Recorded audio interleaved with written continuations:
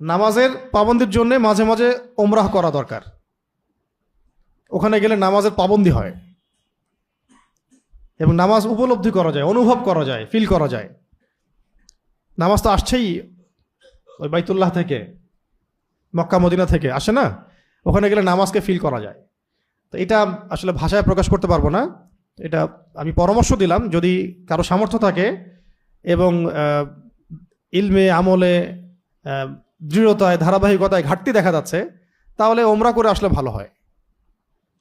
পুরো নিজের সব মানে ভিতরের যে হতাশাগুলো, অলসতাগুলো, গাফেলতিগুলো সব চলে যাবে ইনশাল্লাহ।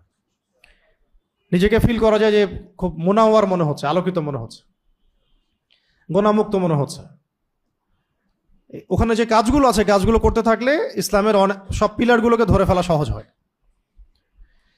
যাদের সামর্থ্য হবে তারা অবশ্যই বারবার উমরা করবেন ইনশাআল্লাহ, আল্লাহ পাক তৌফিক দান করেন। আর সালাতের পাবন্দি বলতে আমি কয়েকটা কথা বলবো। এক নম্বর হলো জামাতের পাবন্দি করা। 2 নম্বর হচ্ছে 5 ওয়াক্ত সালাতের মধ্যে কত রাকাত? 17 রাকাত নামাজ। এই 17 রাকাত নামাজের সাথে অন্তত 12 রাকাত সুন্নত আদায় করা। কত রাকাত? এই 12 রাকাত সুন্নাত যে ব্যক্তি আদায় করে তার জন্য জান্নাতে একটা করে ঘর নির্মাণ করা হয়।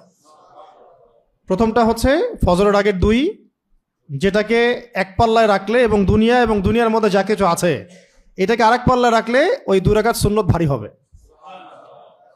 জোহরের আগে 4, পরে 2, মাগরিবের পরে 2, এশার পরে 2, এই 12 রাকাত সুন্নাহ প্রতিদিন আদায় করা। যে ব্যক্তি আদায় করে তার জন্য তাকে জান্নাতে একটা ঘর দেওয়া হবে ইনশাআল্লাহ। এর সাথে সালাতের পাবন্দি বলতে তাহিয়াতুল ওযু হতে পারে।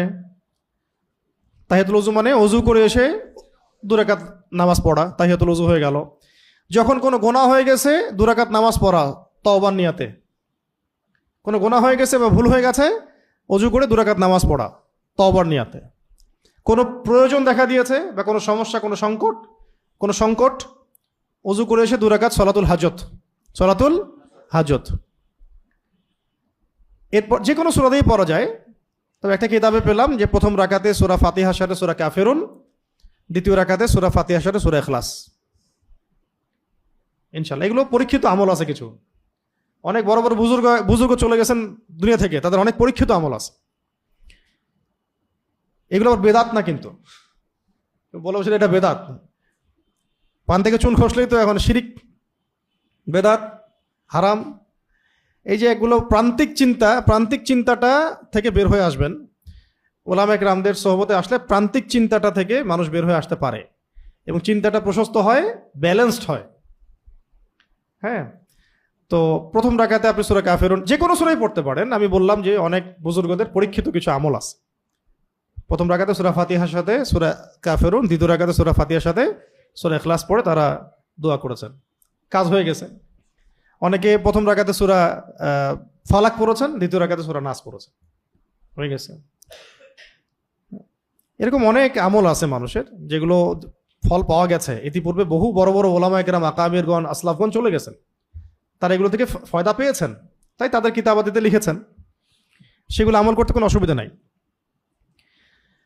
তো এটা হলো সালাতুল হাজত।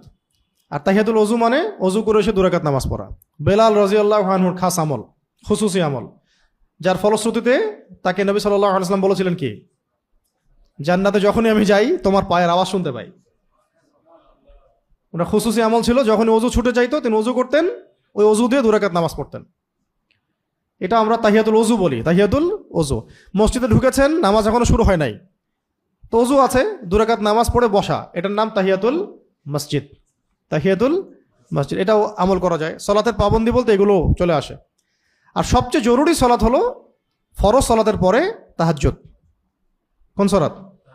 এটা আমরা অনেকে মনে করি যে অনেক লম্বা সময় নিয়েই মনে হয় পড়তে হবে, অনেক বড় সূরাই মনে হয় লাগবে। 2 রাকাত নামাজ পড়লেও তাহাজ্জুদ আদায় হয়ে যাবে। ফজরের আগে আধা ঘন্টা আগে উঠেছেন, 2 রাকাত নামাজ পড়ে ফেলেছেন, আপনার তাহাজ্জুদের হক আপনি আদায় করেছেন, আলহামদুলিল্লাহ। আমরা তো আর ওইভাবে হক আদায় করতে পারবো না।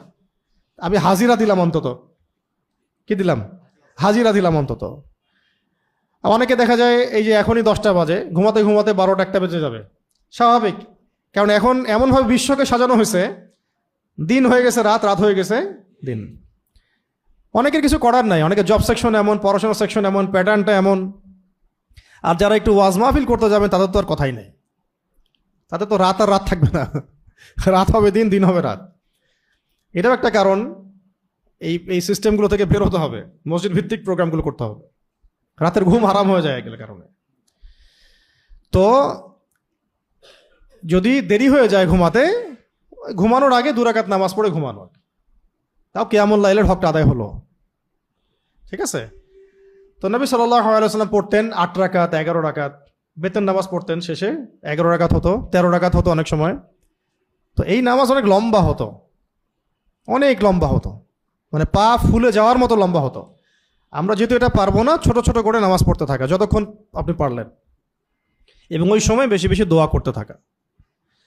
তো এই সলাতের ইহতেমাম বলতে আমরা বোঝাচ্ছি জামাতের পাবন্দি, জামাতের সাথে আদায় করা, সুন্নত নফলগুলোর ব্যাপারে সচেতন থাকা, তাহাজ্জুদ, এবং এই যে বললাম সলাতুল হাজত, তওবা, গুনাহ হয়ে গেলে তওবার নিয়তে নামাজ পড়া, ওযু করে এসে তাহিয়াতুল ওযু, মসজিদে গিয়ে তাহিয়াতুল মসজিদ, এই নামাজগুলো। আবার আওয়াবিনের নামাজ আছে, আওয়াবিন, আবার ইশরাকের নামাজ আছে, তারপরে চাষ্টের মানে সলাতুল দুহা, এই নামাজ আছে। এগুলো আদায় করার চেষ্টা করা। প্রত্যেক দিন সব আদায় করতে হবে এমনটা নিজের উপরে আবার লাজেম করে নেবেন না। প্রত্যেক দিন আমাকে সবগুলোই করতে হবে, এটা নিজের উপর লাজেম করে নিলে আপনি মানে কঠিন হয়ে যাবে আপনার জন্য দিনটা। দিন ইসলামটা আপনার কাছে কঠিন মনে হবে কয়দিন পরে। আপনার কাছে প্রথম কয়েকদিন হয়তো ভালো লাগবে, যে হ্যাঁ ভালো আমল হচ্ছে, ভালো লাগছে। হঠাৎ করে 2-3 দিন নাই, মনটাও মানে খারাপ হয়ে যাবে, একটু হতাশ হয়ে পড়বেন যে আমার আজকে আমল, সব আমল ছুটে গেল। আমল তো আপনার ফরজ ঠিকই আছে। এই আমলগুলো ব্যাপারে পাবন্দ হওয়ার চেষ্টা করা, কিন্তু লাজেম যে আমাকে করতেই হবে প্রত্যেক দিনই আমাকে তাহিয়াতুল ওযু পড়তে হবে, তাহিয়াতুল মসজিদ পড়তে হবে, প্রত্যেক দিনই আমাকে ইশরাক পড়তে হবে, প্রত্যেক দিনই সালাতুদ দুহা পড়তে হবে, এইভাবে আবার মাইন্ডসেটটা তৈরি না করা। আমি আমার সাধ্য মতো নিয়মিত করার চেষ্টা করব, এইরকম মাইন্ডসেট রাখলে আপনার জন্য আসান হবে। কারণ দিনকে নিজের উপর কঠিন করে নেবেন না।